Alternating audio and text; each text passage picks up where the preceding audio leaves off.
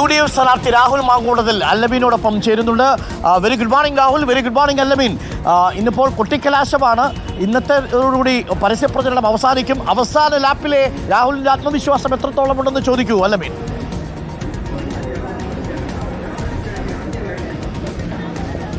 തന്നെ പറയും. അരുൺകുമാർ ചോദിക്കുന്ന രാഹുലിനെ കേൾക്കുകയും ചെയ്യാം. രാഹുൽ എങ്ങനെയുണ്ട്?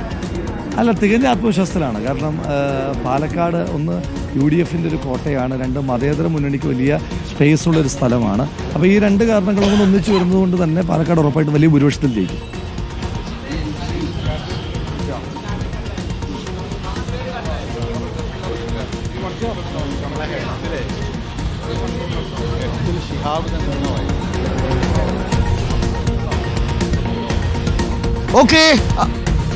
ഓക്കെ രാഹുൽ, എനിക്കറിയാം തിരക്കുള്ള സമയമാണ്. ഞാനിപ്പോൾ നിൽക്കുന്നത് KSRTC സ്റ്റാൻഡിലാണ്. രാഹുൽ, ഇന്നത്തെ ഒരു പ്രചരണത്തിന്റെ ഒരു സ്വഭാവം എങ്ങനെയായിരിക്കും? ഇനി മണിക്കൂറുകൾ മാത്രമേ ഉള്ളൂ. അത് കഴിഞ്ഞാൽ നമ്മുടെ എല്ലാവിധ പരസ്യ പ്രചരണങ്ങളും അവസാനിക്കും. എല്ലാ വോട്ടർമാരെയും കണ്ടു കഴിഞ്ഞോ രാഹുൽ?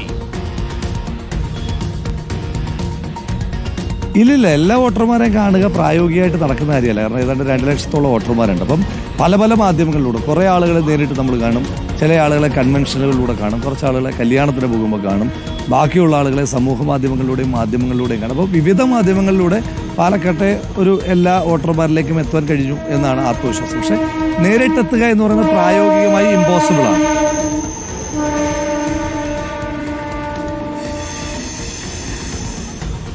ഓക്കെ, എനിക്കിത് സന്ദീപിൻ്റെ വരവോടുകൂടി മറ്റൊരു രാഷ്ട്രീയമായിട്ടുള്ള നീക്കം നിങ്ങൾ വളരെ വിജയകരമായി നടത്തിയെന്ന് പൊതുവേ ഒരു സംസാരമുണ്ട്. ഇന്നിപ്പോൾ ചർച്ച മറ്റൊരു തലത്തിലേക്കൊക്കെ പോയിട്ടുണ്ട്. പാണക്കാട് തങ്ങളെ മുഖ്യമന്ത്രി ജമാഅത്തെ അനുയായി എന്ന് വിശേഷിപ്പിച്ചത്, അതൊക്കെ ഈ പാലക്കാട് മണ്ഡലത്തിൽ ഏതെങ്കിലും തരത്തിൽ ചോരാനിടയുള്ള വോട്ടുകൾ ലീഗിനൊപ്പം UDFിനോടൊപ്പം നിർത്താനുള്ള സാധ്യതയുണ്ട് എന്നൊരു കണക്കുകൂട്ടലുണ്ടോ രാഹുലിന്? അല്ല, അത് ശ്രീ പിണറായി വിജയൻ്റെ പ്രസ്താവന ഞാൻ കേട്ടു. അത് ശ്രീ K. സുരേന്ദ്രൻ്റെ പ്രസ്താവന എനിക്ക് തോന്നുന്നു PR ഏജൻസി എഴുതി കൊടുത്തപ്പോൾ അങ്ങോട്ടും ഇങ്ങോട്ടും മാറിപ്പോയതായിരിക്കണം. കാരണം ശ്രീ K. സുരേന്ദ്രൻ പറയേണ്ട പ്രസ്താവനയാണ് ശ്രീ പിണറായി വിജയൻ പറഞ്ഞിരിക്കുന്നത്. അപ്പോൾ ഉള്ളിലുള്ള വർഗീയത ഇടയ്ക്കിടയ്ക്ക് വന്നൊന്ന് എത്തി നോക്കി പോകുന്നതാണ്, അല്ലാതെ വേറെ അതിനപ്പുറം കാരണങ്ങളൊന്നുമില്ല. വളരെ നീചവും നിന്ദ്യവുമായിട്ടുള്ള ആരോപണമാണ് ഉന്നയിക്കപ്പെട്ടത്. അതാ പറഞ്ഞത്, പേപ്പർ മാറിപ്പോയതാണ്. PR ഏജൻസി 2 പേരുടെ ഒന്ന് തന്നെയാണെന്ന് നമുക്ക് നേരത്തെ ബോധ്യപ്പെട്ടതാണ്. അത് ശ്രീ K. സുരേന്ദ്രന് കൊടുക്കേണ്ട പ്രസംഗം മാറിപ്പോയതാണ്.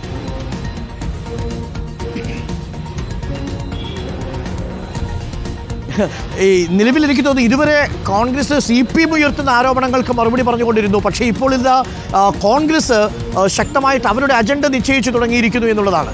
അതിൽ പ്രധാനമായിട്ടും വാർത്താ കേന്ദ്രമായി മാറുന്നത് രാഹുലും കോൺഗ്രസിൻ്റെ രാഷ്ട്രീയ നീക്കങ്ങളും ഒക്കെയാണ്. അത് ഈ തിരഞ്ഞെടുപ്പിൻ്റെ അവസാന ലാപ്പിൽ സന്ദീപിനെ മുൻനിർത്തിയുള്ള നീക്കം ഗുണം ചെയ്യുമെന്ന് തോന്നുന്നുണ്ടോ രാഹുൽ? എന്താണ് കിട്ടുന്നൊരു പൾസ് വോട്ടർമാർക്കിടയിൽ നിന്നും?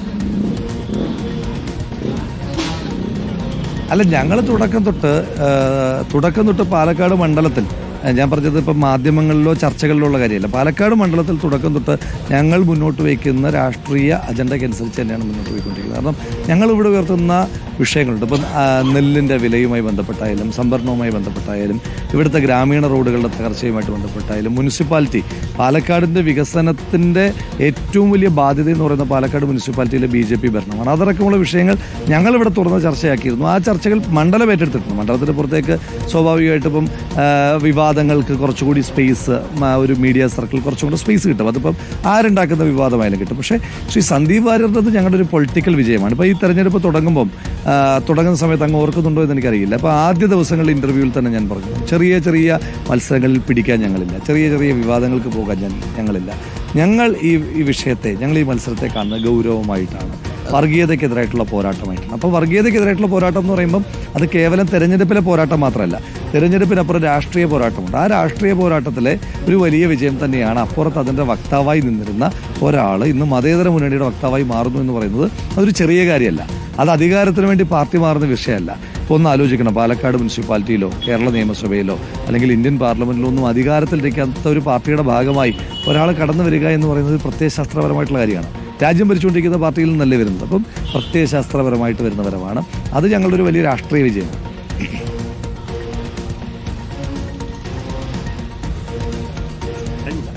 അത് സന്ദീപ് UDF എടുത്തെളിഞ്ഞിരിക്കുന്ന കാളിയൻ്റെ ഷാളാണെന്നാണ് MP രാജേഷ് പറഞ്ഞത്.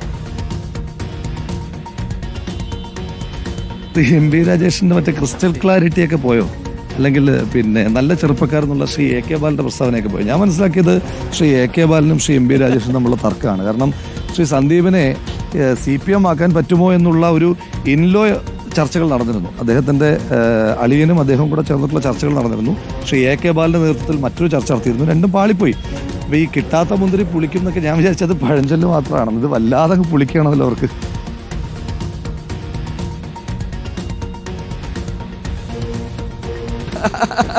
അപ്പോൾ രാഹുൽ, നമ്മൾ എല്ലാ സ്ഥാനാർത്ഥികൾക്കും 3 പ്രധാനപ്പെട്ട വാഗ്ദാനങ്ങൾ ഈ പാലക്കാട് മണ്ഡലത്തിൽ കൊടുക്കാൻ ഒരു അവസരം നൽകുന്നുണ്ട്. ഇന്നത്തെ ദിവസം, ഇന്ന് പരസ്യപ്രചരണം ഇന്ന് അവസാനിക്കുകയാണല്ലോ. രാഹുൽ MLA ആയി വന്നാൽ പാലക്കാട് വോട്ടർമാർക്ക് പ്രധാനമായിട്ടും വാഗ്ദാനം ചെയ്ത 3 കാര്യങ്ങൾ എന്തായിരിക്കും? 3 കാര്യങ്ങൾ.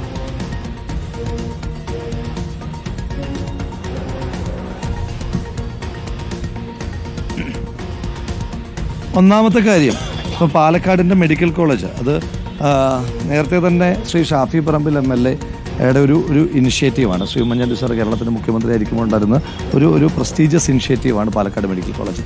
ആ പാലക്കാട് മെഡിക്കൽ കോളേജിനെ നെക്സ്റ്റ് ലെവലിലേക്ക് ഉയർത്തേണ്ടതായിട്ടുണ്ട്. അപ്പം അങ്ങ് തന്നെ കണ്ടിട്ടുണ്ട്. അപ്പോൾ തിരുവനന്തപുരം മെഡിക്കൽ കോളേജ് കേരളത്തിലെ ഏറ്റവും പ്രധാനപ്പെട്ട മെഡിക്കൽ കോളേജാണ്. അത് തിരുവനന്തപുരത്തിൻ്റെ നഗരത്തിൽ നിന്നൊക്കെ മാറി വേറൊരു സ്ഥലത്തൊരു മെഡിക്കൽ കോളേജ് വന്ന് അതൊരു നഗരമായി മാറിയതാണ്.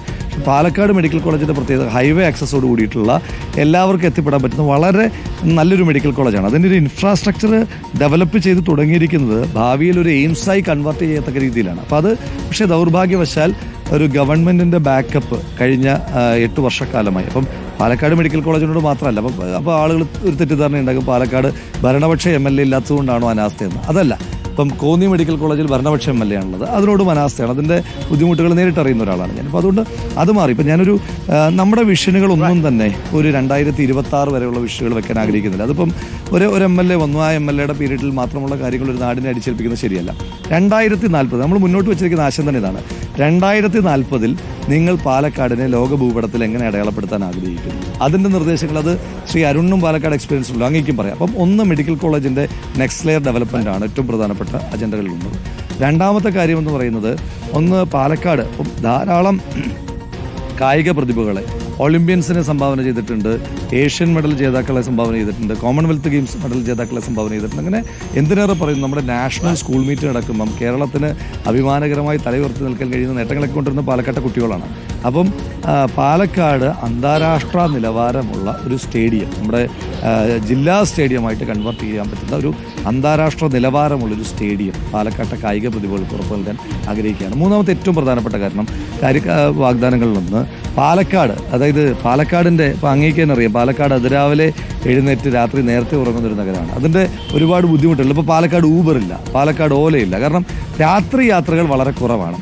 അപ്പം പാലക്കാടിന് ഇപ്പം നമ്മുടെ ഇൻഡസ്ട്രിയൽ കോറിഡോർ കൂടി വരികയാണ്. അപ്പോൾ കൊച്ചിയിലേക്ക് പോയി ജോലി ചെയ്യാൻ ആളുകളുണ്ട്, കോയമ്പത്തൂരേക്ക് പോയി ജോലി ചെയ്യാൻ ആളുകളുണ്ട്.